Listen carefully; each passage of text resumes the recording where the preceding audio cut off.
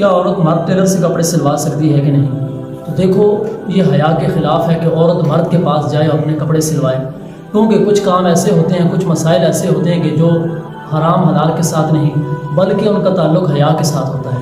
ظاہر سی بات ہے کہ بھائی جب کوئی عورت کسی مرد کے پاس جائے گی وہ اس کے جسم کو بھی ہاتھ لگائے گا، اس کا ناپ بھی کرے گا، ناپ بھی لے گا، تو یہ حیا کے خلاف ہے اور اس کے اندر فتنے کا اندیشہ ہے۔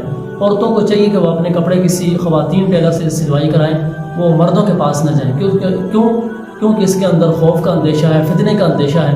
تو بہرحال یہ حیا کے خلاف ہے، اور جو سلائی کر رہا ہے اس کی کمائی کو بھی حرام یا حلال یا جائز ناجائز تو نہیں کہا جا سکتا، بہرحال یہ کام حیا کے خلاف ہے، اس سے بچنا چاہیے۔ اپنے کپڑے بھی اس کے پاس نہ بھیجیں، کیونکہ کیا ضرورت ہے کہ کسی غیر محرم کو اپنے ساتھ آپ اتنا فری کر دیں کہ وہ آپ کے کپڑے آپ کے گھر سے لے کر جائے یا اس کے پاس اپنے کپڑے بھیج دیں، تو یہ بھی بہرحال نہیں کرنا چاہیے۔ اپنے کپڑے بھی ان کے پاس نہیں بھیجنے چاہیے۔